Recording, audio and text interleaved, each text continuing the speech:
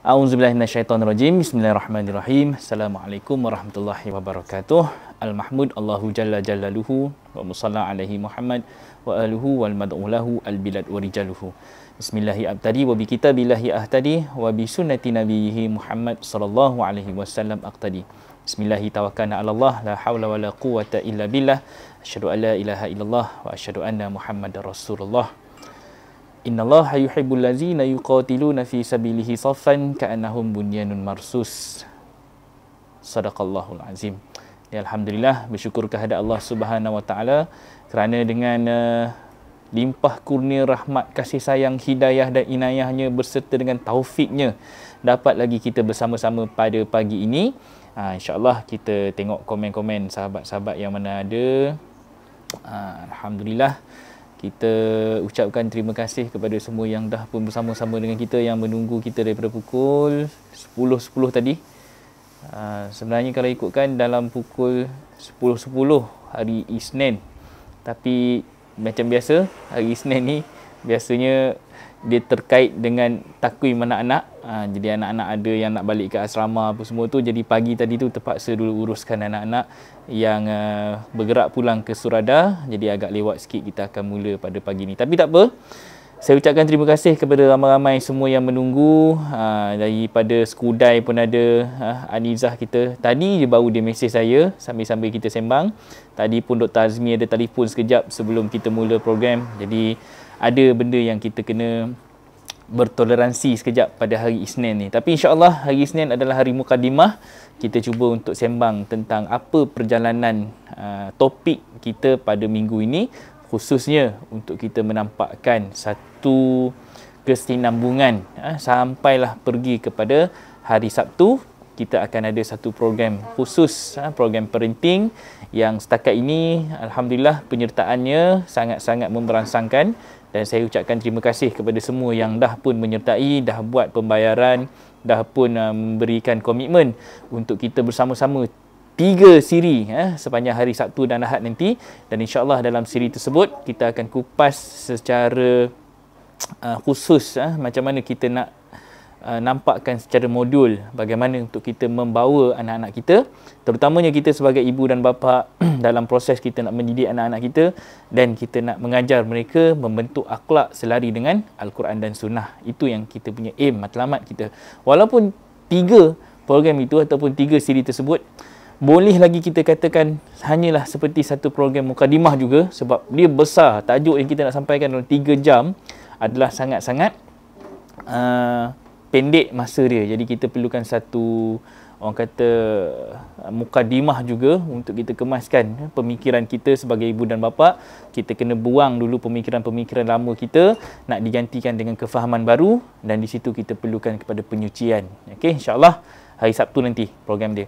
Cuma untuk semua 18 hari bulan 11 ini bermula harga baru. Sebab apa? Sebab kita dah bagi offer early bird RM50 untuk satu sesi, bermula daripada minggu lepas sampailah 18 hari bulan, dan bila 18 hari bulan dia akan kembali kepada harga asal RM70 satu sesi. Jadi kepada siapa yang nak kepada program yang kita nyatakan tadi tu, parenting, kita terlibat dengan asas tadabbur Quran, sains solat dan juga tentang pembinaan akhlak Al-Quran. So 3 kelas ini modulnya adalah RM50 satu sesi, RM150 untuk 3 sesi. Tapi kalau daftar selepas 18 hari bulan, maka harga akan kembali kepada pakej asal. Okey, akan jadi dalam lebih kurang 210. So ambil penjimatan yang kita berikan ini khusus kepada mereka-mereka yang nak kepada program-program yang berbentuk Islamic parenting, tetapi lebih kepada pembinaan keluarga berdasarkan Al-Quran. Okey, insya-Allah. So mukadimah dia begitu, kita nak bawa semua kembali kepada konsep keluarga, tetapi keluarganya berdasarkan Quran dan Sunnah. Dan salah satu daripada intipati Al-Quran adalah kebanyakannya untuk mengajak kita ni menjadi hamba. So perhambaan, minggu lepas kita cerita tentang pengabdian, minggu lepas kita cerita tentang perhambaan, macam mana kita nak mengabdikan diri kita kepada Allah. Dalam satu ayat, dalam satu surah dipanggil surah Quraisy. Surah Quraisy ni tak silap dalam 106, surah 106. Allah kata falyabudu rabbahadzal bait. Falyabudu rabbahadzal bait. Maka abdikanlah diri kamu kepada rumah ini. Allah kata macam tu. Alright. So falyabud, maka kebanyakan kita akan nampakkan fa itu sebagai maka saja. Tetapi sebenarnya disiplin kami diprihatin antaranya adalah dalam kita nak menjabarkan Al-Quran ini, kita perlu mengenal sifat-sifat huruf dan apa fungsi huruf tersebut dalam menampakkan satu tindakan. So fa di sini kalau kita terjemah dalam bahasa Inggeris dipanggil therefore. Okay? Dalam bahasa Melayunya kita panggil bukan sekadar maka, dia adalah satu proses. Fa dengan ya'bud. Ya'bud itu adalah fa'il kepada fa'il madhi. Dia kena kerja, dia kena buat. Jadi hamba itu bukan sekadar satu gesaan saja. Dia adalah proses mengabdikan diri. Falya'budu rabbaha, kepada pengatur rumah ini. Hazal bait, rumah ini. Kalau tengok ayat itu, kalau kita bacalah li'ila fi Quraisy, ila fihim rihlatas syita'i was-saif, kan cerita tu tentang bunyinya cerita tentang orang Quraisy. Tetapi sebenarnya cerita orang Quraisy ni sangat menarik. Apa orang Quraisy ni buat? Cerita dia adalah cerita tentang sikap dan sifat orang Quraisy ni yang suka berjalan-jalan. Musim sejuk dia pergi rehlah, musim panas pun dia pergi rehlah. Ini cerita perangai orang suka berjalan. Jangan ingat cerita ni cerita orang Quraisy saja. Tak, ni cerita tentang macam mana masyarakat kita ini. Pantang kita lepas saja masa PKP pergi jalan, tak boleh pergi luar negara, berjalan dalam negara. Tak boleh pergi kedai mamak, dia pergi lepak-lepak. Ni cerita contoh macam mana kita nak kaitkan dengan habit manusia yang suka berjalan. Main game, merewang, tak berjalan secara fizikal, dia berjalan secara maya. Masuk dekat internet, surfing, pergi Facebook, blog hopping, buat itu, buat ini untuk kill the time, mematikan masa. Tapi kita tak nampak apa hasil daripada kerja buat kita tadi tu dalam bentuk satu bainat, satu bentuk pembuktian sehingga menampakkan pengabdian kita kepada pengatur rumah tadi. So Allah kata falyabudu rabbahadzal bait, maka abdikanlah diri kamu kepada tuan pengatur rumah ini. So di sini dinampakkan cerita tentang pertama Rabb. Rabb adalah pengatur. So siapa pengatur rumah? Ini nak memperkenalkan dulu pengatur rumah. So kita ni sebagai ibu dan bapa kena tahu, anak mesti kenal siapa pengatur. Dalam rumah anak kenal mak pengatur ke anak kenal bapa dia pengatur? Kalau mak banyak mengatur anak, so lama-lama pengaturan si bapa akan kurang. Bapa akan tak nampak sebagai seorang yang mengatur rumah tangga. Ini kalau kata ibu terlalu dominan. Tapi kalau bapa jenis tak banyak cakap, bapa jenis berdehem saja pun anak boleh diam. Ibu pun, isteri pun, kalau kata suami jeling saja ke anak tu, isteri ni faham mesej suami, itu kita nampak pengatur yang jelas. Siapakah pengatur yang ada dalam rumah tu? Kadang-kadang kita tengok kalau kita keluarga tu kan, kita nampak kalau kita pergi rumah orang tu, tengok rumah dia tersusun je, kemas je. Walaupun ada anak-anak kecil, anak-anak diam je kan. Anak dia pandai bawa diri kan. Jalan pun minta izin kan. Nak pergi dapur pun minta izin. Nak pergi tandas pun minta izin. Cuba banding dengan anak kita. Anak kita ni pergi toilet minta izin tak? Jangankan anak minta izin dengan mak dengan bapa. Ni kalau pergi umrah ni selalunya saya akan buat satu, bukan sindiran. Dia satu bentuk perumpamaan. Macam mana isteri dengan suami. Isteri pun sebenarnya kalau ikutkan, rumah Rasulullah tu kecil. Rumah Rasulullah tu kecil. Ni yang pergi umrah ni kita recall balik. Apa yang kita pernah lalui semasa kita buat umrah dulu. Kat Madinah selalunya saya akan masuk satu segmen kecil je untuk kita menampakkan tentang raudah. Dan kita nak menampakkan tentang hubungan suami dan isteri. Contoh Rasulullah dan contoh kita. Waktu Rasulullah dulu, rumah dia kecil je. Rumahnya adalah sedikit ruang tamu, kecil. Kemudian tu ada bilik dia dengan Aisyah duduk. Itu sekarang ni dipanggil makam, makam Nabi. Kat mana bilik air? Bilik air tak ada, bilik air kat luar. Okay, bilik air tu. Jadi Aisyah pun, kalau dia nak keluar rumah, nak pergi ke bilik air, Aisyah kena minta izin Rasulullah. Kita punya zaman sekarang ni, bilik air tu attach bathroom dengan master bedroom. Kan? Selalunya macam tu lah. So, kadang-kadang kita ni nak pergi tandas pun, tak payah minta izin lah, bangkit terus pergi toilet. Selalunya isteri-isteri macam tu. Tapi kalau cantiknya, mengajar anak untuk mengikut peraturan, dia mesti ada satu model, contoh. Satu contoh yang ditunjukkan oleh ibu dan bapa tu dulu. So kalau ibu pun nak buat apa-apa minta izin dengan husband. Kan, nak pergi dapur pun, saya ke dapur bang, ada apa-apa nak pesan. Kan, jadi isteri ni mempamerkan satu budaya izin dan salam dalam rumah tangga. So dia tahu ada pengatur yang lebih besar daripada dia. So ibu ni menampakkan ada pengatur dalam rumah yang dia kena hormati, yang dia kena minta izin dalam setiap perbuatan dia. Ni ibu dan bapa. So ibu minta izin. So anak-anak sedang melihat dan anak-anak ni dia akan duplicate pula. So anak-anak pun tahu dia nak buat apa pun dia perlukan kepada izin. Itu cerita pengatur, Rob. Rububiyahnya peraturan. So kalau kata kita tak pernah meletakkan peraturan ni dalam rumah tangga, then kita akan lihat rumah tangga kita ni dia akan jadi lintang pukang sikit. Tak ada izin dan salam. Anak nak tengok TV pun tak minta izin. Anak nak makan dekat bawah pun tak minta izin. Anak nak makan dekat mana-mana yang dia suka lah. Anak, budak-budak kan. Kadang dia ambil pinggan, kita dah sedia makan kat meja, dia ambil pinggan, dia pergi depan TV, dia buka TV, dia makan sambil tengok TV. Sebab budaya kita kadang-kadang menyebabkan anak-anak dah terbiasa dengan sesuatu yang tidak betul. Nak biasakan yang betul dan betulkan biasa, dia kena mula daripada hari pertama. Kan? Aim, bila kita berkahwin tu, hari pertama kita kahwin tu, kita dah kena set satu benchmark, kita nak jadi parents yang bagaimana. Anak tak ada lagi, tu belakang cerita. Allah nak bagi anak cepat ke, Allah nak bagi anak lambat ke, Allah mungkin menguji kita dengan tak ada anak ke, tetapi kita tetap kena ada satu visi dan misi.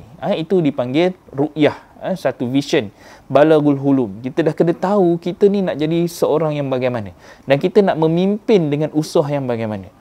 So Allah dah bagi satu contoh. So kita nak kena ambil contoh yang ada baik daripada Quran dan juga yang ada dekat mana-mana sampel yang ada dalam kehidupan kita ni. Baik daripada mak kita. Jangan kita tolak semua yang mak kita buat. Mungkin kita rasa, oh yang ni dah old school, tak sesuai dengan zaman kita. Tak. Ada adab-adab terdahulu yang kita kena ambil. Sekarang ni, zaman sekarang, anak dah tak ada dah cerita, lalu belakang orang tua pun tak ada minta izin lah. Kan? Anak dekat prihatin ni, kalau kata nak lalu tu, dia bukan sekadar nak lalu saja, dia kena tunjuk tu. Kena tunduk badan macam ni. Tahu, tunduk macam ni. Jalan tu, minta izin lalu ayah, dia kena lalu macam tu. Sambil muka tengok tanah, tangan ni siap kena macam tu lagi. Tu, jalan macam tu. Sebab apa? Sebab kita nak anak tu, pertama dia menghormati ibu dan bapa. Kemudian dia kena tahu pula macam mana pula konsep-konsep tadi ni yang kita kenalkan sebenarnya adalah untuk kita mendidik anak kita. Pertama, menghormati peraturan, menghormati tuan pengatur yang ada dalam rumah, dan kemudian macam mana dia pula nanti nak kena apply kepada keluarga dia waktu dia besar nanti.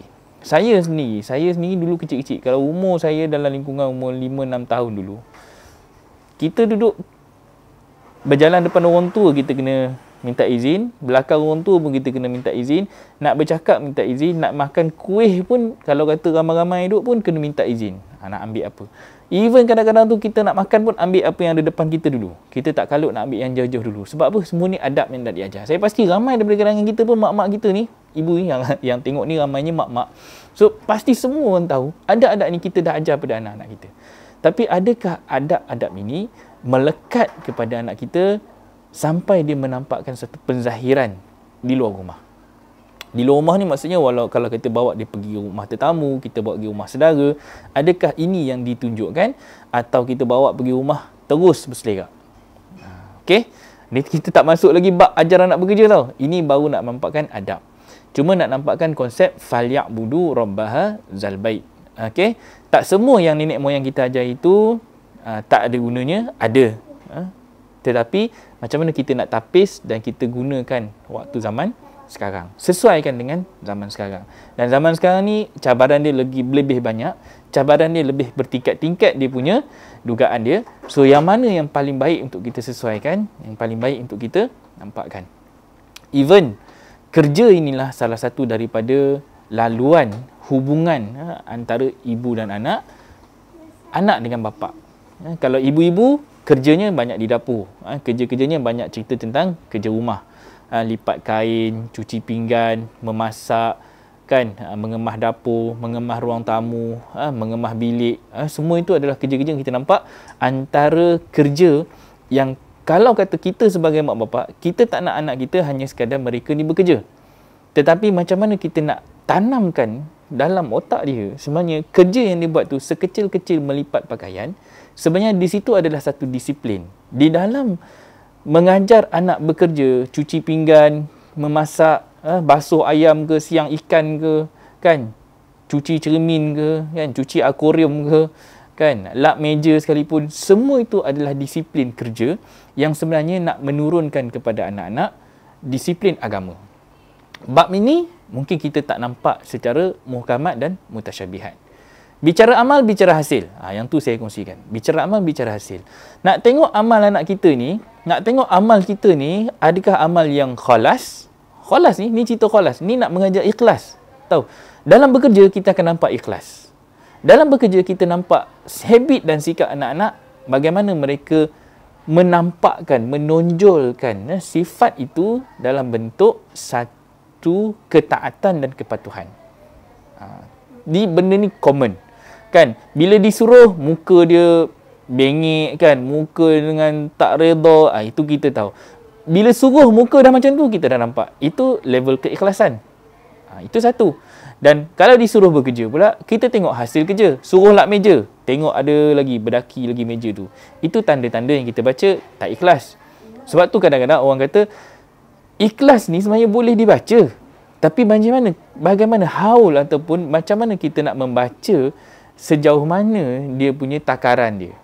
Takaran dia kita nak membaca, ni kerja ni, ni tanda-tanda orang kerja tak ikhlas. Kita cakap tanda-tanda lah. Sebab nak kata 100% tu, kadang-kadang kita ni stigma masyarakat, ikhlas ini sesuatu yang tak boleh kita nilai. Hanya Allah saja yang tahu keikhlasan seseorang. Ini cara kita menafikan dengan lembut. Tapi sebagai ibu dan bapa, kita kenal anak kita, kita tahu perangai dia dan kita tahu habit dia. Dan pasti kita boleh membaca tanda-tanda macam mana keikhlasan anak. That's why ajar anak bekerja ni something yang kita kena tanamkan daripada kecil. Rugi kalau kata umur dah 30 tahun. 30 tahun tu tua sangat. 20 tahun lah katakan anak dara kan. Siang ikan pun tak reti. Dan itu antara masalah yang kita kena kenal. Siang ikan satu, kenal ikan pun tak tahu. Ini lagilah common sense yang kita kena akui. Betapa jauhnya anak-anak kita dengan satu ilmu pendidikan rumah tangga. Ada orang kata, dah tak payah nak kenal ikan, buat apa nak kenal ikan? Sekarang kita cakap macam tu senang. Tapi satu masa nanti bila dah masuk alam rumah tangga, benda-benda ni akan jadi benda yang kelakar. Kena pula zaman kita, zaman yang kita mudahkan dan kita senang nak viralkan. Tahu? Hari ini kita ada apa? Masak apa tak jadi. Siap ada satu grup lagi, masak apa tak jadi. Pakat ramai-ramai lah upload dekat dalam tu, masak apa tak jadi. Dan benda tu jadi satu hiburan. Padahal itu adalah satu disiplin dan juga cara kita nak kena kenal watak dan karakter. Kan? Letak satu nilai ni anak dara, kita masuk anak dara dululah. Letak anak dara satu value yang harga macam, ni harga hantaran tau. Harga hantaran macam nak jual anak. Kan? Letak pula macam harga Yahudi. Adakah kita ni intentionnya kita nak menjual anak sesuai dengan level anak? Ni level SPM-nya, level degree-nya, masternya, PhD-nya, semua ada takaran dia. And then, kita meletakkan sesuatu tak seimbang pula sesuai dengan skill yang ada pada anak.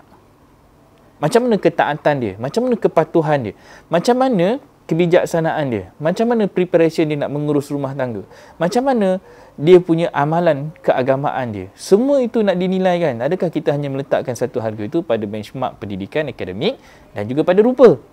Ini semua satu benda yang kadang-kadang kita tak nampak dan kita cuma menjadikannya sebagai satu benda yang berdasarkan retorik semata-mata.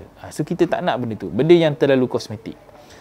Biarlah kita menilai sesuatu itu berdasarkan kefahaman dan juga apa yang ada di dalam Al-Quran dalam mendidik anak-anak kita tu menjadi seorang manusia. Okay? So saya nak bawa satu attention kita sebagai ibu dan bapa, parents. Parents, macam mana kita nak mengajar anak ni bekerja dan kita mengenalkan mereka ini konsep pendidikan. Kalau kata kami diprihatin, contohnya hari ni selalu saya update, semalam kita update, kita ada buat satu kerja-kerja di Lengging contohnya. So orang luar mungkin nampak lengging tanah, ramai-ramai bapak-bapak turun bekerja kan, kita buat kemas tanah ini, buat itu, buat ini. Anak-anak pun kita bawa yang mana yang dah besar, yang mana yang dah boleh, dah umur yang capai matang ni, selalunya umur 17-18 tahun ke atas ni, dia jadi satu ruang pendidikan kemahiran untuk anak-anak. Menguruskan tanah, chainsaw, menguruskan tanaman, land clearing, then ada repairing, perbaiki excavator yang rosak, truck yang rosak.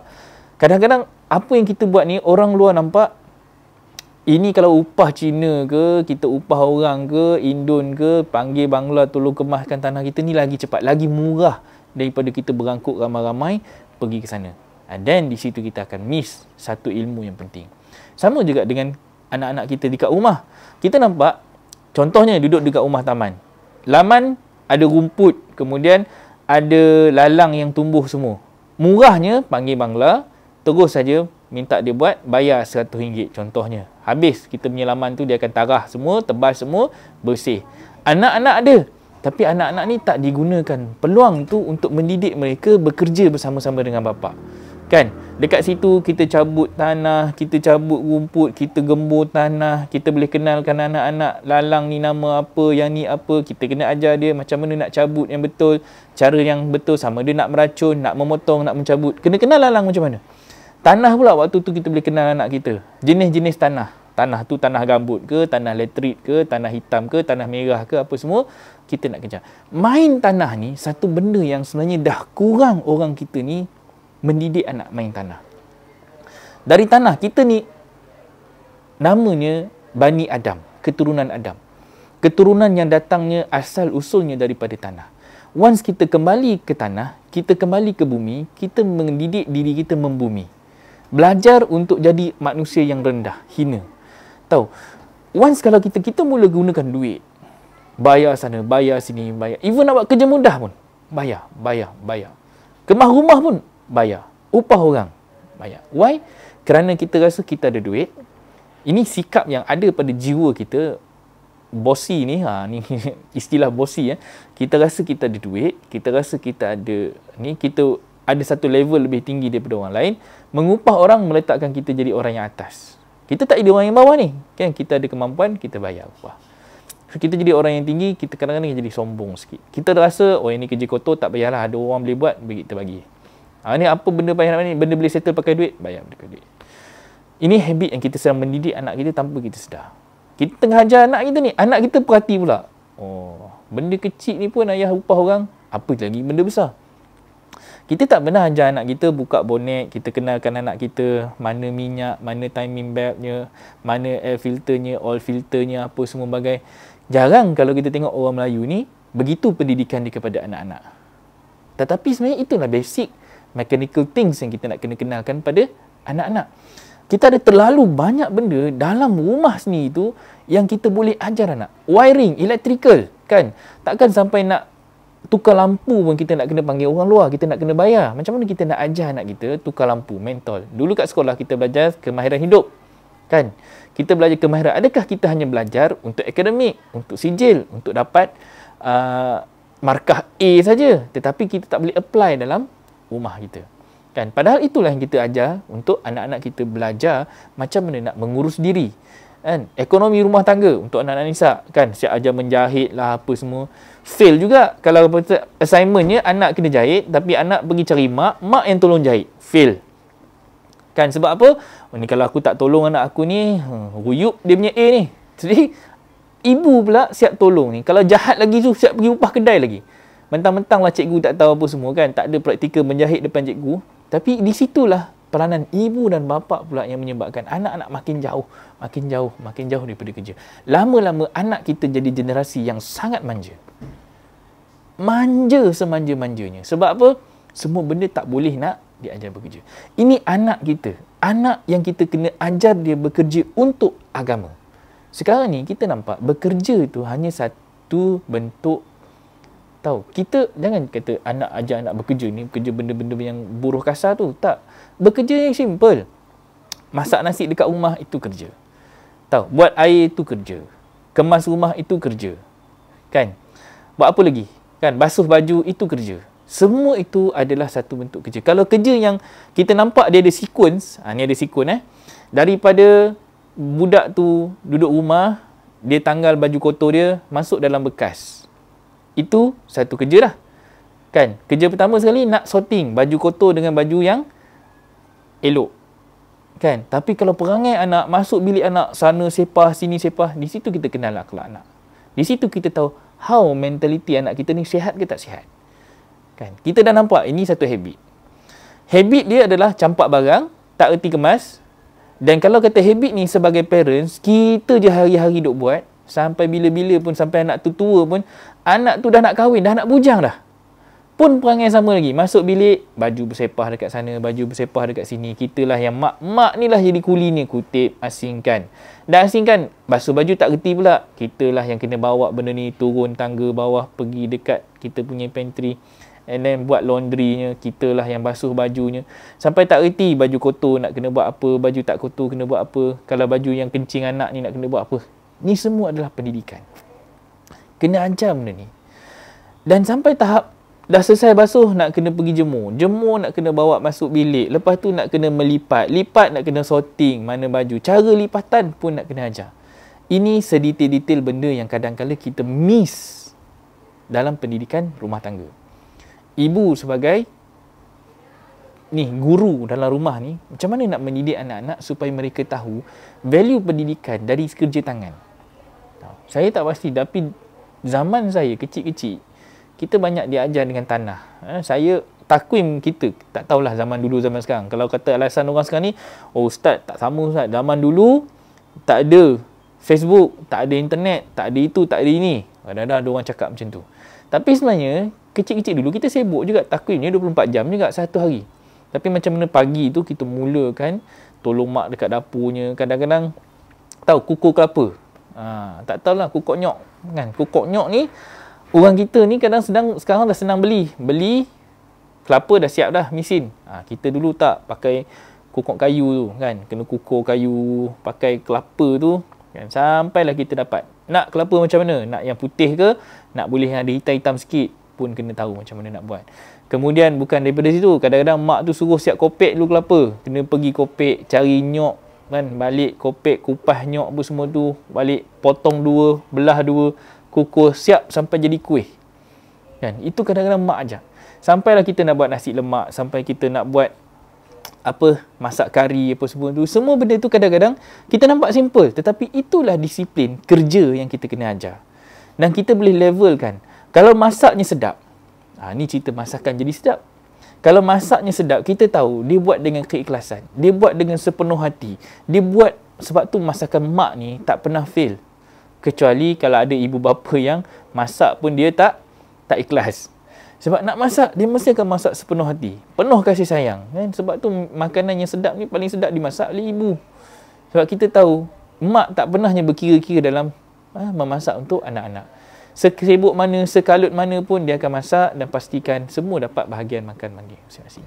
Semuanya, kukok nyok, tu dia. Ni bila orang utara sembang, kukok nyok.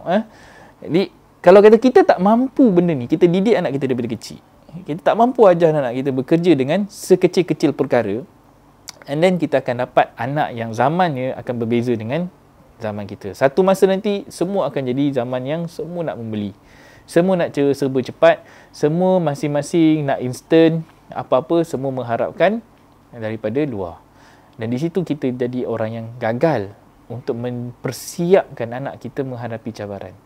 Okey, kita nak kerja ini menjadi satu disiplin, pendidikan. Anak bekerja bukan sekadar bekerjanya untuk dalam rumah, tetapi bekerja untuk agama. Sekecil-kecil ni, pendidikan ni adalah untuk mendidik dia jadi seorang manusia. Akhlak itu sebenarnya yang penting. Akhlak, habit, dengar kepada arahan. Macam mana dia nak menerima arahan. Nak menerima arahan dan deliver arahan tadi sampai jadi barang. Tahu? Kadang kita suruh A, anak buat B. Jangan terus marah. Sebenarnya itu adalah proses pendidikan anak.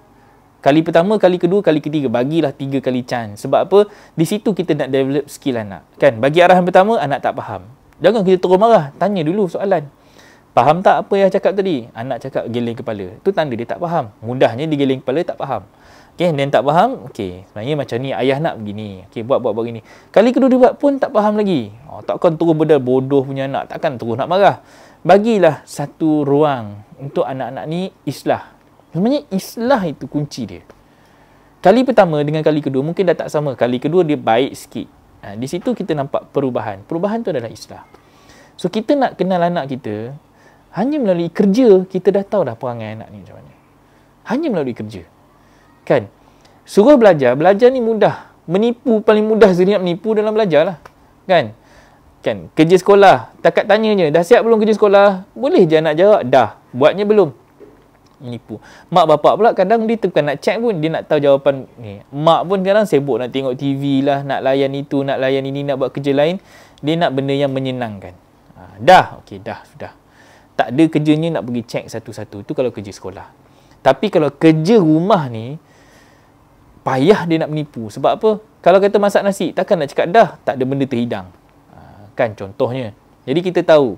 Kan, masak nasi, masak lauk, mengemas rumah, kita boleh nampak benda tu depan mata, benda tu macam mana ada depan mata kita dan kita boleh nilai. Kan. Basuh pinggan, pergi tengok ada minyak lagi ke tidak ke pinggan tu. Ada lagi tak saki-baki yang tertinggal dekat pinggan tu. Kita tahu basuhnya tu ikhlas ataupun tidak. Kalut ke tidak, gopoh ke tidak, cermat ke tidak. Kalau sampai pinggan boleh pecah, itu nampakkan ciri-ciri kita tak berhati-hati, tak cermat. Benda yang kita jangan fikir jauh sangat kerja. Nak ajar anak kerja accountant, nak kerja anak jadi graphic designer ke apa semua. Tak. The basic things adalah dalam rumah. Dan itulah pendidikan yang dilakukan antara Nabi Ibrahim, Hajar dan Nabi Ismail. Kerjanya adalah pembinaan rumah. Sebab tu mudah kalau kita tengok pembinaan yang ada dalam Quran.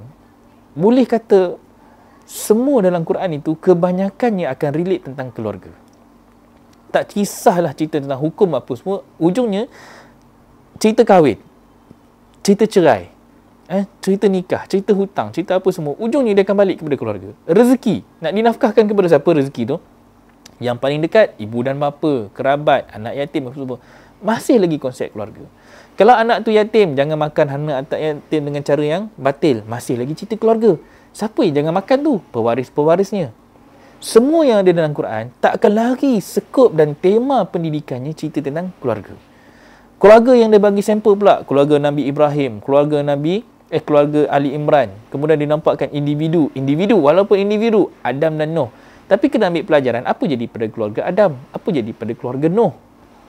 Keluarga Adam yang akhirnya dinampakkan anak beranaknya berbunuh-bunuhan kerana harta, tahta dan wanita. Apa berlaku kepada Nabi Nuh?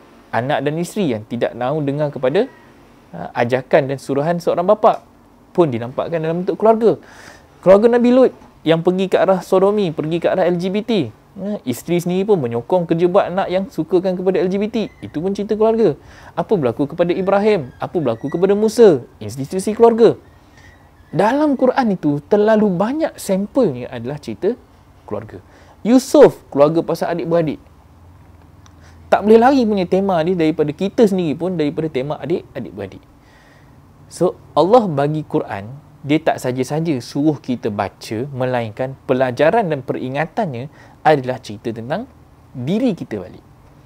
So, Ar-Rahman, Allamal Quran. Bismillahirrahmanirrahim. So, kita nak tahu Ar-Rahman itu, nak tahu tentang cerita tentang siapakah Ar-Rahman. Allah sebut dan Allah jawab pula dalam surah 55, surah Ar-Rahman. Satu tema tentang siapakah Ar-Rahman. Yang Ar-Rahman Allamal Quran, yang mengajarkan Quran. Kenapa Quran ini penting? Kerana khalaqal insan. Kerana daripada Al-Quran ini adalah satu pendidikan yang nak mencipta insan. So kalau kita ni, Allah kata Adam itu, Bani Adam itu asal usulnya daripada tanah. So kita kena cari pula tanah, macam mana kita nak bekerja dengan tanah. Dalam Quran dinampakkan tentang cerita Al-Falah, cerita tentang petani. Ada banyak perumpamaan pula dinampakkan tentang pertanian. Orang yang ada tukang pekebun. Pekebun yang tanam ini, pekebun yang rugi, pekebun yang beruntung, kan? Pekebun yang akhirnya hasil yang menjadi debu-debuan dinampakkan, datang kemarau, panas apa semua, kemudian hasilnya semua hilang. Ada dinampakkan pekebun yang berjaya, buah-buahnya tumbuh-tumbuh apa semua itu dan menjadi satu aliran. Ada sungai yang mengalir, kan? Ada kebun yang mampu untuk memberi makan. Jadi kita ni nak tahu kita ni yang mana satu. Sebagai sebuah keluarga, bagaimana rupa bentuk kebun yang kita tanam. Dan dinampakkan dalam Quran perumpamaan isteri itu ibarat ladang. Ada banyak benda cerita ni kongsikan dalam tu, dan kita nak kena kenal konsep macam mana rumah tangga itu sendiri adalah satu ladang dan juga satu kaedah. Macam mana nak jadi parenting. Macam mana kita nak mencipta anak, mencipta keluarga dan menjadi satu landasan kepada ibu dan bapa ni nak jadi seorang petani yang berjaya. Petani macam mana? Petani yang nak menggembur tanah. Tanah tu cerita apa? Ni, tanah ni cerita, tak nampak dada. Nak kena tunjuk. Ni, dada kita ni. Dada ini satu perumpamaan nak menampakkan fi sudurihim, di dada mereka itulah lapangan, tempat untuk kita sumbat ilmu, tempat untuk kita memasukkan ilmu. Knowledge yang kita tak nampak secara gaib tadi tu, yang nak diterjemahkan dalam bentuk praktikal ni adalah melalui amalan. Faham tak faham, ilmu tak nampak, tetapi once dia masuk dalam diri kita, sesuatu benda yang kita sampaikan nak diterjemahkan dalam bentuk pelaksanaan, perbuatan. Kan Allah kata dalam Quran surah 17 ayat 36 tu, surah Isra ayat 17 ayat 36, Allah kata wala taqfu ma laysa laka bihi ilmun inna sam'a wal basara wal fuada kullu ulaika kana anhu mas'ula. Allah kata dan jangan kamu ikuti sesuatu tanpa ilmu. First kali adalah tanpa ilmu. So Ar-Rahman, Bismillahirrahmanirrahim, semuanya mesti bermula dengan izm, dengan kefahaman, dengan kehendak, dengan ilmu. Semua benda mesti bermula dengan ilmu. Sebab tu ada satu hadis yang mengatakan jangan kamu sesuatu perkara yang tidak dimulakan dengan basmalah. Dinampakkan sesuatu perkara, sesuatu kerja, sesuatu benda, sesuatu amalan yang tidak dimulakan dengan basmalah, bismillah, fahuwa a'taq, tertolak, terputus. Amalan kita tu terputus. So macam mana kita nak buat benda tu? Macam mana kita nak memahami amalan yang tertolak itu kerana tidak ada basmalah. Once tak ada bismillahirrahmanirrahim, tak ada ilmu. Kita buat benda yang sia-sia. Kita buat benda yang tak ada basmalah. Tak disuruh kita buat. Sebenarnya perintah itu adalah bentuk ilmu. Satu perintah adalah satu saranan. Saranan dengan ilmu. Dalam kita menyuruh ada tausiah. Jadi ini pun satu pendidikan untuk mak bapak. Jangan suruh anak buat sesuatu tanpa ilmu. Anak tak ada ilmu, kita suruh dia buat. Itu salah. Salah bukan salah anak, itu salah mak bapak. Nak suruh anak bekerja, dia kena ada tausiah. Tausiah ini dipanggil nasihat, wasiat, peringatan, nasihat. Apa yang kita nak sampaikan supaya kerja tadi tu menghasilkan sesuatu yang selari dengan kehendak pengatur. Kan? Kita nak, contohnya, mak bagi tahu tolong mak kemas rumah. Jangan cakap, okey tolong kemas rumah. Anak nak kemas rumah, rumah ni besar. Benda apa yang nak kena kemas? Kena bagi tahu ruang tamu tolong kemas macam ni, kat bilik air kemas macam ni, kemas begini, buat begini, dapur buat begini. Ada perintahnya, okey? Dan kita set time-nya. Jangan terus lepas anak, okey, tolong kemas rumah. Tolong kemas rumah tu is general. Kita kena setkan, okey, sebelum pukul 12 contohnya. Sebelum pukul 12 tengah hari, mak nak dapur dah macam ni. Kan? Sebelum makan tengah hari semua dah siap. Ada timing. Masak, suruh tolong masak, bantai sampai waktu asar nanti, tak makan tengah hari kita. Sebab apa? Bagi terlalu banyak masa kepada anak untuk bekerja. Sebab time itu, masa itu adalah ukuran macam mana kita punya cara kerja. Kerjanya terhegeh-hegeh ke, seret kaki ke, kan? Kerjanya dalam keadaan malas ke, lagi panjang masa diambil, lagi malas lah tandanya. Kan? Dengan mengularnya lagi, dengan curi masa, curi tulangnya pun semua. Terlalu banyak benda yang kita boleh belajar dan kita mengajar anak kita macam mana nak jadi seorang anak berdasarkan disiplin kerja. Kerja tu sendiri, kerja adalah satu benda yang sangat-sangat penting untuk kita tahu. Okay? Alright. Sebelum pergi jauh, kita buka satu surah. Surah 9 ayat 105. Okay. Tengok surah 9 ayat 105. Sebelum tu, saya pun nak connect dengan, kita pakai display lah. Okay, siapa yang dah jumpa 9105 boleh buka dalam Al-Quran, boleh paste dekat dalam ruang komen tu. Okay.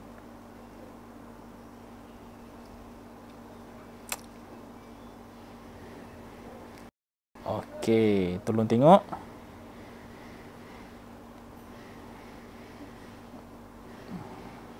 Okay, surah 9 ayat 105 Surah At-Taubah ayat 105.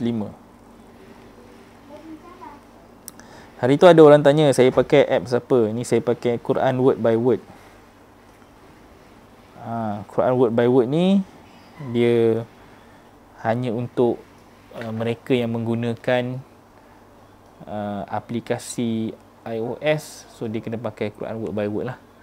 Okey. Tu dia. Apa Allah kata dalam 9105? Allah kata waqul. So Allah kata dekat situ waqulil. Kalau ikutkan ayat dia qul ini. Okey, kita pergi satu-satulah. Alright, sekejap. Kita tunjuk dia punya konsep dia. Okay, first untuk kita, bila jumpa perkataan qul, alright, qul secara prinsipnya dia adalah cerita prinsip. Secara prinsipnya dia cerita tentang prinsip. Jumpa saya perkataan qul, katakan. So sebenarnya siapa ni nak katakan? Allah nak suruh siapa yang bercakap? Allah nak suruh siapa yang kata? Allah mesti nak suruh seseorang berkata tentang ayat tersebut. So kita ni nak kena tahu qul ini untuk siapa? Siapa yang nak kena kata dan siapa yang nak kena dengar? So kita ni kalau dalam ayat ni Allah berkata kepada Nabi, kepada Muhammad, katakanlah kepada umat Islam waktu tu, orang-orang yang beriman waktu tu, katakanlah kepada mereka, contohnya begitu. So sampaikan prinsip kepada mereka, sampaikan dasar, sampaikan satu perintah. Dia macam tu contoh. So kita pula ni katakanlah kepada anak-anak kita.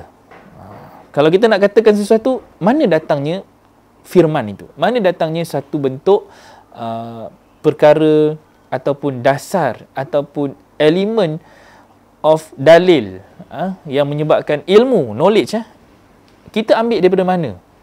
Benda yang kita nak sampaikan kepada anak kita ni.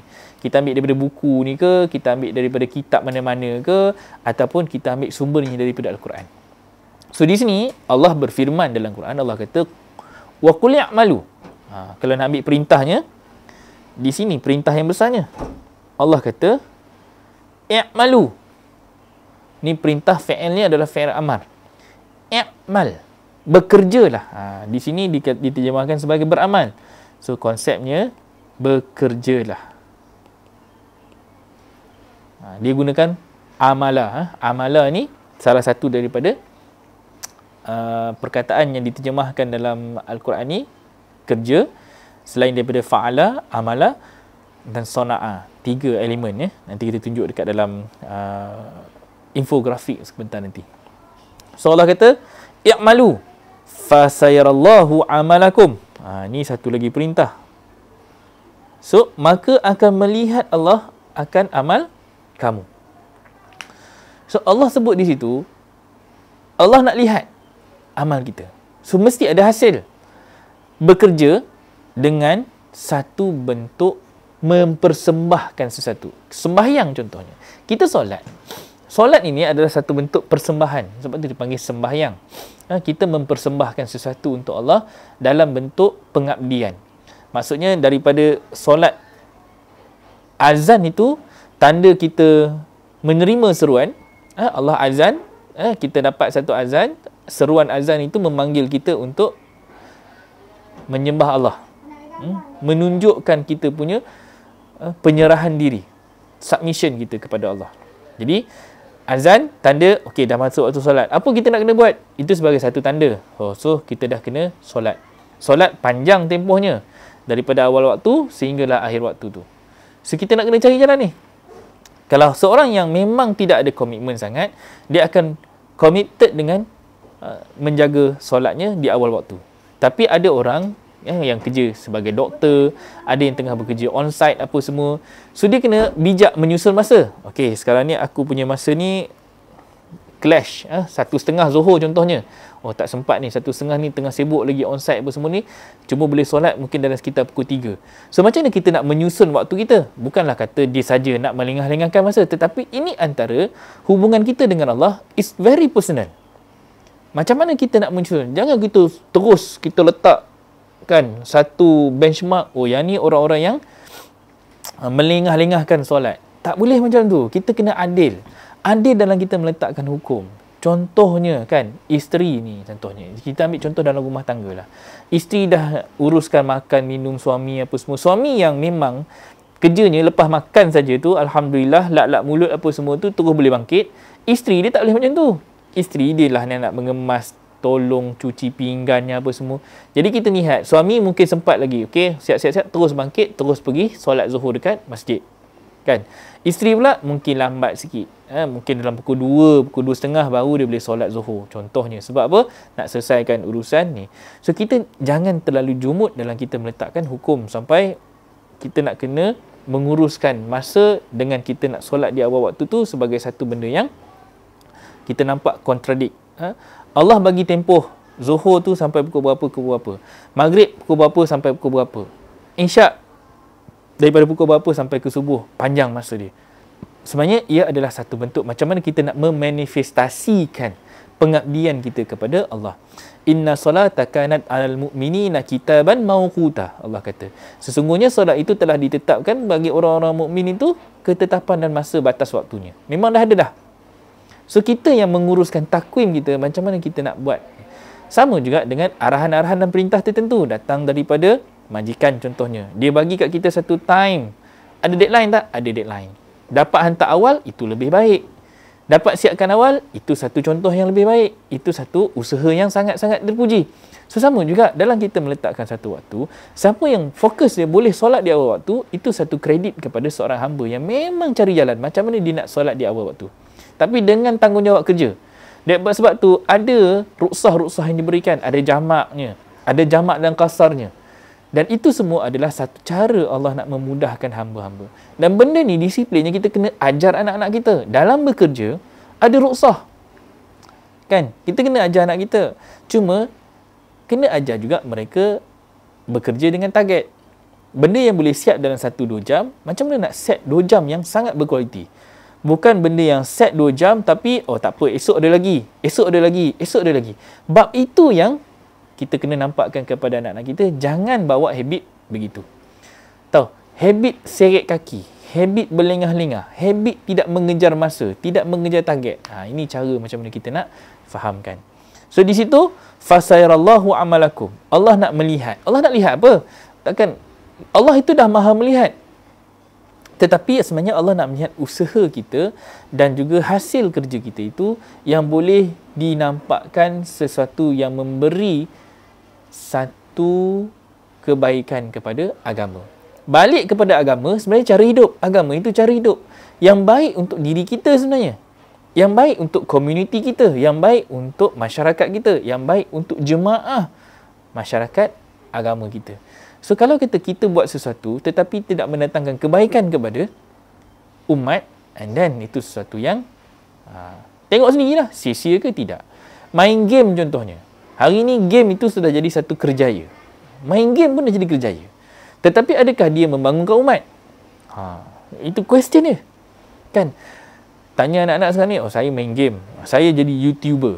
Jadi YouTuber. Adakah YouTuber itu membangunkan umat? Kena tahu ni, apakah kita punya kerja tadi tu mengembalikan kebaikan dia kepada agama. Sebab kita tak boleh lagi. Konsep pengabdian, mengabdikan diri kepada Allah, apa saja kerja buat kita, fasayarallahu amalakum. Allah bagi rezeki. Dekat orang jahil pun Allah bagi rezeki. Orang Islam Allah bagi rezeki. Orang bukan Islam pun Allah bagi rezeki.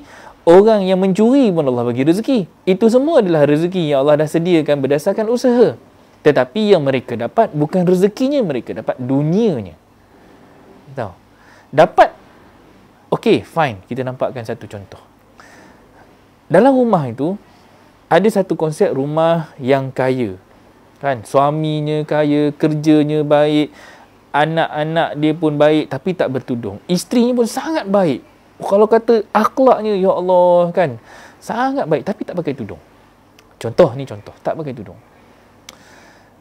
Allah tetap bagi nikmat kepada mereka. Ada keluarga, ada anak, kan? Tapi keluar rumah, pakaian pun seksi lagi, kan? Tak menutup aurat dengan sempurna, apa semua bagai.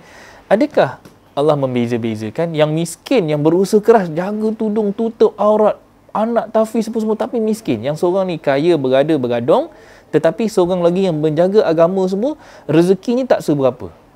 Kan? Ada motor kapcai je. Yang ni siap kereta BMW-nya, banglo besarnya apa semua.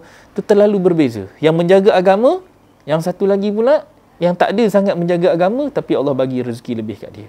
Yang ni rezekinya tak termana pun tapi dia berusaha menjaga agama. Adakah Allah tidak adil? Tak. Rezeki ni berdasarkan pengabdian dan kemampuan yang kita dapat berdasarkan apa yang Allah nak bagi sesuai dengan usaha kita. Boleh jadi memang tutup aurat tu dah betul dah cantik dah apa semua. Tapi dari segi kualiti kerjanya tidak seberapa. Allah memandang kepada apa usaha kita dalam nak mendekatkan diri kita kepada Allah. Ada orang yang kita nampak Allah bagi rezekinya lebih, tetapi dia dapat tak lebih kepada bentuk keduniaan, kemewahan, kan? Dan dia hilang sesuatu yang berbentuk pengabdian kepada Allah melalui perintahnya. Allah suruh perintah pakai tudung, tapi isteri tak nak pakai tudung. Jangan ingat suami tu dia dah berjaya, belum lagi. Ujian untuk suami ini adalah untuk memastikan isterinya bertudung, anak-anak bertudung, kan? Tengok pula dalam rumah tu macam mana hiburannya. Takat kalau tengok TV, main game, hiburan, anak bercita-cita nak jadi artis apa semua. Itu antara benda yang jadi cabaran seorang suami yang nak membawa keluarga ni kembali kepada Allah. Kita tak nak pukul rata, tetapi kita nak kalau biar kita nampak di mana titik-titik hitam yang ada, lompong-lompong kosong yang ada, yang nak kita perbaiki, yang nak kita selamatkan. Sebab kita kena tahu, ada orang kaya tetapi kebahagiaannya bukan pada harta. Kebahagiaannya itu hilang. Sebab apa? Sebab diuji dengan anak-anak dan isteri-isteri yang ni. Tahu-tahu hujung-hujungnya bercerai. Kan? Ramai artis yang cantik, tetapi bagaimana pengakhiran mereka dengan perceraian?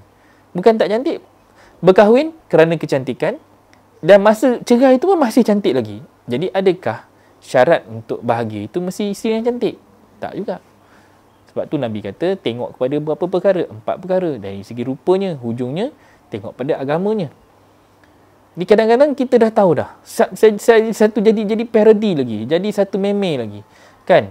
Kahwin dengan artis, dah kahwin dengan artis, last sekali akan keluar satu caption yang sangat-sangat menjadi satu doa yang tidak baik.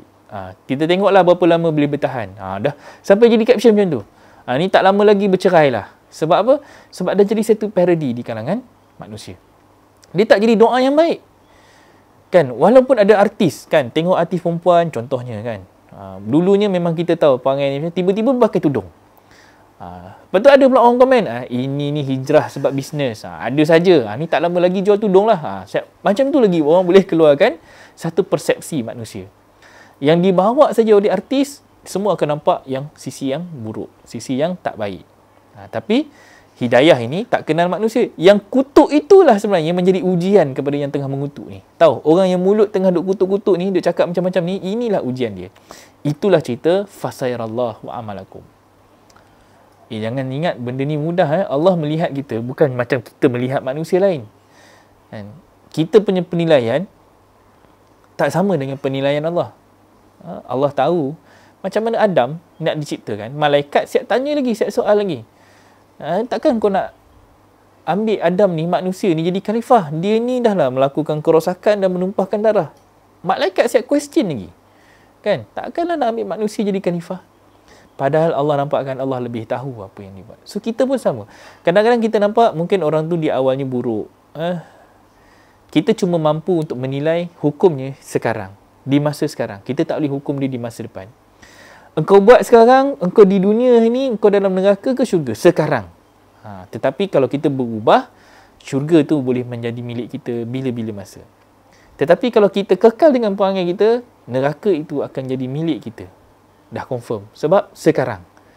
So mungkin nanti dia akan berubah. Masa tu penilaian kita lain pula. Berdasarkan keadaan semasa. Okay? Dilihat ketika dan situasi begitu. Kalau kata sekarang ni dah kerjanya pelacur, kita kata pelacur ni memang tempat dia neraka. Sekarang. Betul ada orang kata jangan menilai manusia macam ni, kan? Ada kisah pelacur yang masuk syurga sebab bagi minum anjing. Sebab dia bagi minum anjing ya. Dia kata amalnya bagi minum anjing. Jangan kita terus jump to that conclusion secara mudah. Kita kena faham. Bila ada hadis begitu dinampakkan, kita tak nampak usaha pelacur tadi tu berubah bagaimana. Asbabnya mungkin sebab dia bagi minum anjing. Tetapi selepas dia bagi minum tu, itu hanyalah nak nampakkan nilai kebaikan yang masih ada pada sifat wanita tu. Walaupun dia cuma bagi minum air, itu adalah sifat kemanusiaan masih ada. Keinginan untuk dia jadi baik, dia berbuat baik, ada pada diri dia. So, di situ kita menilai pada perbuatan. Macam mana dia berubah sampai masuk syurga? Tak diceritakan. Apa dia buat, amalan dia berubah sampai dia masuk syurga? Tak diceritakan. Tetapi manusia itulah, hyperboliknya kadang-kadang melampau-lampau pula. Sampai, jangan hina pelacur, mana tahu nanti dia masuk syurga. Yang kita hina perbuatan pelacuran itu sekarang. Masa depan, siapa pun tak boleh baca. Sama dengan artis sekarang ni. Walaupun dia hari ni artis macam mana, yang kita boleh keji perbuatan yang buruk adalah ketika sekarang. Sekarang. Untuk apa? Untuk mengajak dia kembali kepada agama. Sama dengan anak-anak kita. Kadang perangai buruk anak kita tu yang kita marah sekarang. So, anak live in moment. Termasuklah budak-budak umur 2 tahun, 3 tahun, 4 tahun, dia live in moment. Kalau umur 2 tahun, 3 tahun, kita tak pakaikan dia tudung, contohnya. Sebenarnya kita sedang mempersiapkan dia untuk dia bersedia dengan peraturan yang lebih besar. Hudud yang lebih besar. 2 tahun dah pakaikan tudung. Umur 3 tahun, nanti dia dah tak buang-buang tudung dah. Dia dah tak rimas. 4 tahun, dia dah nampak ramai pakai tudung. Mak dia pun pakai tudung, kak dia pun pakai tudung semua. Dia dah nampak satu environment yang bertudung. So, dia tak rasa pelik. 5 tahun, dah masuk peringkat memayis. 5 ke 7 tahun, dah masuk dia boleh bezakan. Okey, tak pakai tudung. Sampailah dia keluar rumah, bawa dia berjalan apa semua. Dia tengok orang tak pakai tudung. Dia boleh kata, ni tak pakai tudung ni, berdosa. Sampai dia nampak macam tu. Sampai dia tahu dosa meninggalkan tudung. Dosa meninggalkan menutup aurat. Sampai dia boleh nampak. Sampai kalau kata dia nak jumpa lelaki, walaupun bapa saudara dia sendiri, dia rasa berdosa ni tak pakai tudung. Mana tudung? Dia kalut nak cari tudung. Sebab apa? Dah dibiasakan dengan perintah bertudung. Siapa yang nak lihat tu? Allah. Confirm dah Allah kata, fasarallahu amalakum wa rasuluhu wal mu'minun. Ada tak orang beriman yang nak melihat kerja buat? Ada. Yang nak menilai kerja buat? Ada. Yang nak memerhatikan kerja buat kita? Ada. Wal mu'minun tu penting. So, kita nak jadi orang yang beriman. Beriman mesti berilmu. So, nak buat apa-apa dengan ilmu. So, orang beriman kena tahu ilmu. Orang beriman kena tahu batas hududnya. Orang beriman mesti tahu macam mana nak menasihati, macam mana nak memberi tausiah, macam mana nak mendapatkan penjelasan dan menyampaikan penjelasan. Ini orang beriman. Dia mampu untuk menjelaskan. So, kita hari ini, kita nak jadi ibu bapa yang bagaimana? Adakah kita nak jadi ibu bapa yang sekadar hanya menjadi mak dan bapa, pandai buat anak tetapi tak pandai nak mendidik anak? Pandai menghasilkan anak tetapi hasil anak kita itu tidak seperti mana yang Allah nak bagi. So, kaji manusia. Kaji sifat kita. Kaji diri kita. Kaji alam kita. Jangan tengok alam besar lagi. Tengok alam rumah tangga kita dulu. Alam rumah tangga kita. So, lihat. Allah kata tadi, lihat. Fasayarallahu amalakum. Perhatikan kerja buat anak. Kalau boleh kenal anak tu, kenal sedalam-dalam ni. Dia mencemik mulut. Mulut macam ni. Kan? Mulut tu kita kenal. Ni bapak tak ajar ni. Ni kata kita parti ni. Dah seminggu ayah parti ni. Mulut macam ni. Sampai jadi bapak yang kenal anak. Kan? Ni kalau jadi mak ni. Habit anak kan. Duk terkangkang kan. Mak sampai kenal ni. Ni dah lama ni perangai ni terkangkang ni. Kan, hempas pintu. Kenal hempas pintu. Buat kerja menghempas-hempas. Kita kenal anak kita buat kerja menghempas-hempas. Buat kerja kalut-kalut. Buat kerja nak cepat. Kenal anak kita. Even daripada seni tulisan dia. Kan, tulis sengit ke, tulis lurus ke, tulis bulat-bulat ke, bersambung ke. Sebagai mak, kita kenal anak kita melalui tulisan. Ini tulisan orang malas ni. Ini tulisan orang rajin. Ini tulisan nak cepat-cepat. Kita kenal melalui tulisan. So, kaji tu sekarang. Kita kenal anak kita. Rambut dia. Ni rambut ni sensitif. Kan? Ada mak tak kisah anak rambut tepi nipis, berjambul dekat atas kan. Mak tak kisah. Tegur pun tidak.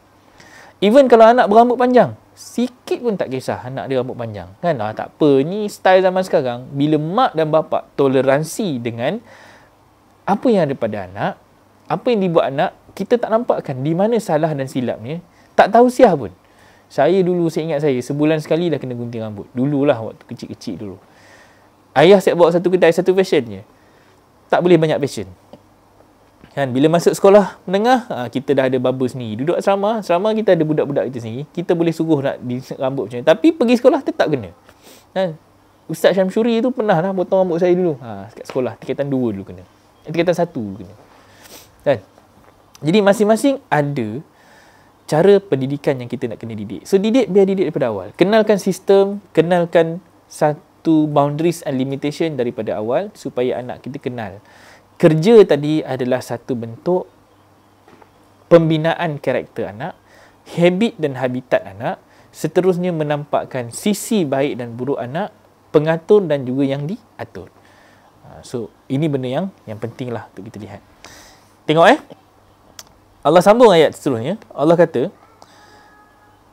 saturadduna.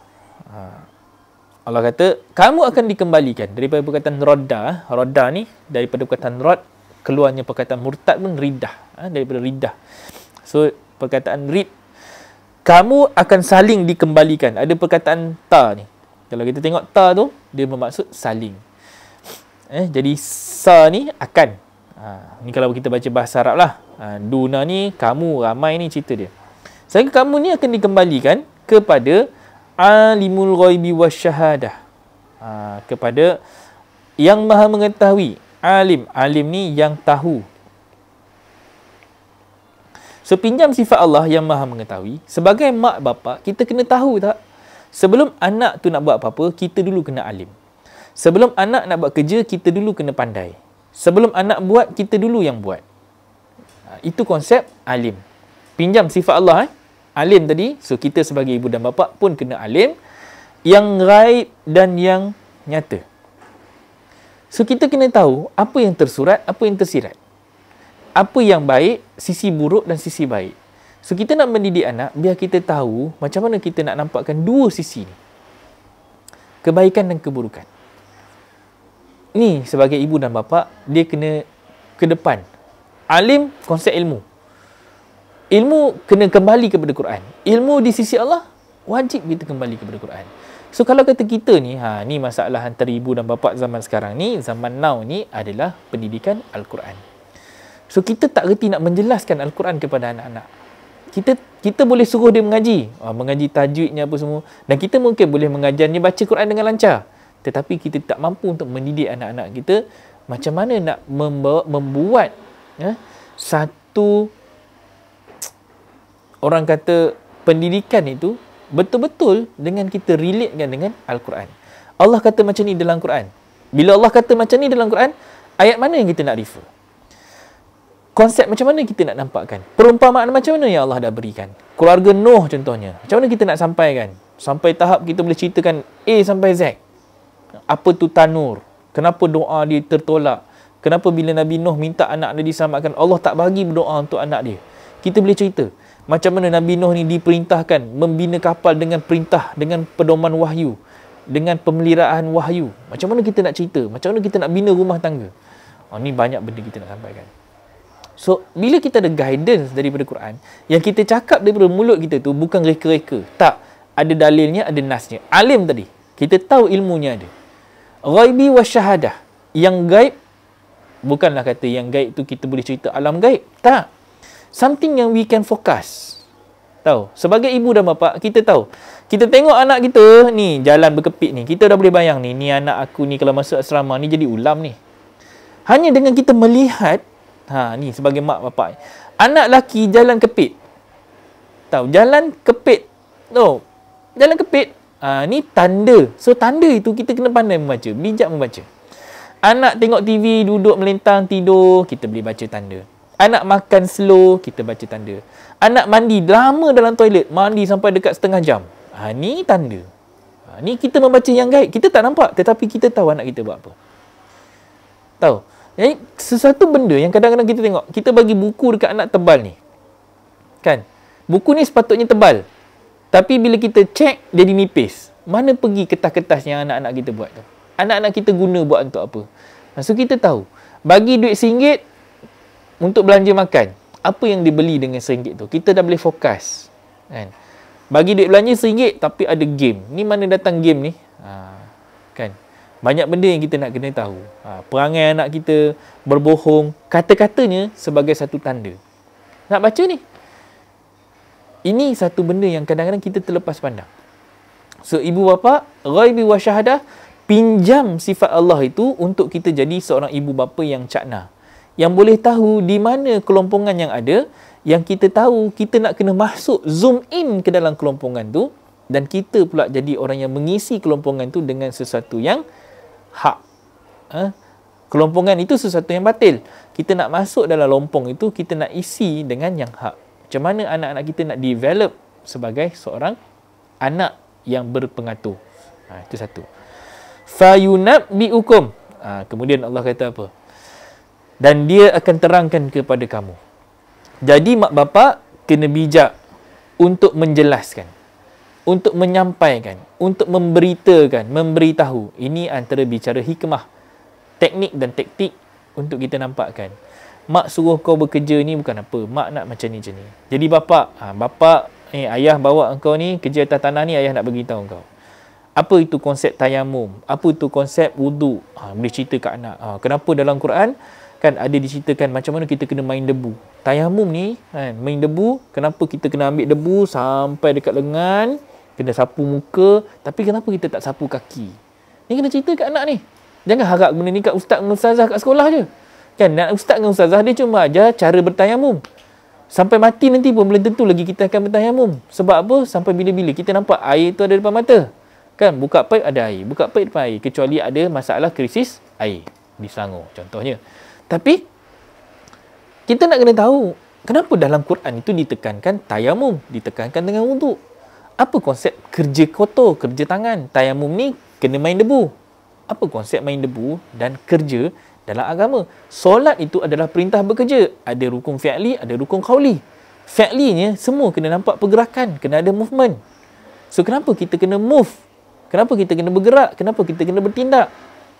Dan kenapa ada ayat-ayat bacaan tertentu? Kena ajar anak. Umur 7 tahun dah kena ajar anak. Prinsip sains solat. Solat yang bagaimana yang Allah terima dan solat bagaimana yang Allah kata celaka. Sebab ada dalam Quran, Allah kata celakalah orang yang solat. Siapa yang celaka? So kalau kata kita tak boleh menyampaikan fayunabbi'ukum. Yunabbi'ukum ni cerita menyampaikan sesuatu yang besar. An-naba' berita, sesuatu berita. Kerana bima kuntum ta'malun. Allah kata dekat sini bima kuntum ta'malun. Terhadap apa yang kamu kerjakan. So jadi mak bapak mesti boleh titik anak dekat mana yang dia salah buat. Boleh titik anak, boleh hukum anak, boleh jelaskan yang hitam dan putih, yang mana betul, yang mana salah. Hasil daripada tindakan anak. Ni banyak benda sebenarnya kalau kata kita ni belajar daripada ayat Allah, Quran ini, dia nak mengajarkan kita bekerja. Baca ayat ni, kalau kita letak amal, kita letaklah amalan kita dalam membaca Quran. Hujungnya kita cuma membaca. Baca, dia jadi amalan ni membaca. Mana hasil kerja kita? Mana hasil bacaan yang kita baca? Banyak-banyak kita baca. Bulan Ramadan tu, 1 juzuk tu, 30 juzuk kita habiskan sebulan. Mana hasil bacaan 30 juzuk tu? Seumur hidup kita, ada yang kata, oh saya dah khatam 10 kali. Mana hasil khatam Quran tu? Allah nak tengok tak? Mesti Allah nak tengok. Mana pergi? Oh, khatam dah 10 tapi tudung tak pakai. Macam mana tu?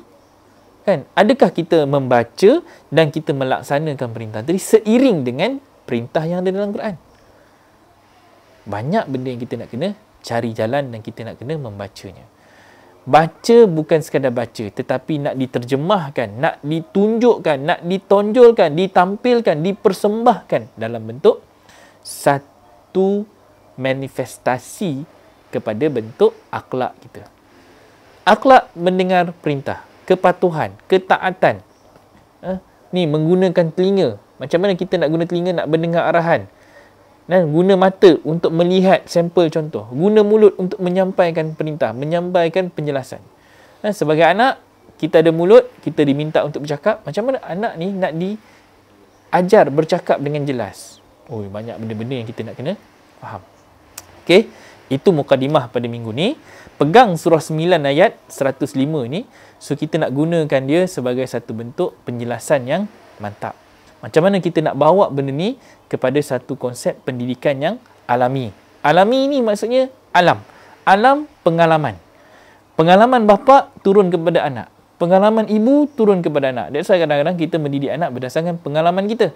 Kita mendidik anak-anak kita berdasarkan situasi dan juga keadaan semasa yang kita boleh mendidik anak-anak kita berdasarkan pengalaman yang ada dengan alam yang kita duduk hari ni.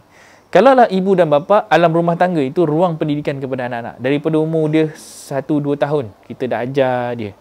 Alam pendidikan dalam rumah tangga itulah yang kita kena fokus dulu. Kan? Bukan kita nak kena buat, bukan kita nak kena jadi, bukan kita nak jadikan satu bentuk pendidikan yang sekadar kita jadi hanya kita fokus kepada pendidikan-pendidikan yang mengajar kita jadi engineer, kita jadi doktor, kita jadi profesor, kita jadi pensyarah. Itu pekerjaan dalam bentuk yang kita hanya jadi satu ruang pendidikan kita nak bekerja dalam bentuk pekerjaan. Tapi hakikatnya, jadi hamba Allah ni, buku teks kita, perlembagaan kita, panduan kita adalah Al-Quran. Kita nak kembali balik kepada Al-Quran. Kita nak fokus kepada Al-Quran. Kita nak cari balik Al-Quran. Kita nak gunakan Quran ini sebagai manual pendidikan untuk kita mendidik anak bangsa kita supaya kembali kepada agama yang hak. Okey, kembali balik kepada apa? Falyabudu rabbaha zal bait. Hujungnya cerita ni adalah cerita rumah tangga. Islam akan tertegak bermula daripada rumah-rumah yang bangkit membangunkan balik sistem agama daripada pembangunan diri seorang bapa, seorang ibu dan seorang anak. So kalau kata kita tak berjaya mendidik suami, isteri dan anak-anak ni, maka dia tak jadi lagi satu konsep pendidikan yang jelas. Dia tak mampu lagi untuk membawa kepada prinsip keluarga yang betul-betul kembali kepada Al-Quran dan Sunnah. Okey? Itu saja untuk minggu ni. InsyaAllah kita akan bawa drive isu yang kita akan bawa kepada pembangunan dan pendidikan anak-anak dengan macam mana mereka nak membawa satu benda yang sangat besar yang anak-anak kita hari ini tak nampak, iaitu Quran dan Sunnah dalam kehidupan harian kita, insya-Allah. Okey, itu sajalah daripada saya. Kalau ada soalan, kita masuk dalam group discussion kita. InsyaAllah benda besar ni kita akan cari jalan, kita akan cari macam mana kaedah yang kita boleh bantu. Kita akan lihat nanti. Okey, Anas Hadi kata, besarnya tanggungjawab ada anak. Betul, memang besar. Boleh masuk kelas parenting minggu ni. Kita akan kupas nanti isu tu nanti, insyaAllah. Okey, itu saja. Jangan lupa minggu ni kita ada kerja dan tanggungjawab yang besar untuk kita sampaikan. Dan kita nak nampakkan dalam konsep pendidikan sebuah keluarga daripada Al-Quran, cerita solat. Dan hujungnya bagaimana elemen Al-Quran dan solat tadi tu nak kita boost sifat dan habit kita melalui akhlak yang kita nak tunjukkan nanti. Okey. Terima kasih kepada semua yang menonton. Kita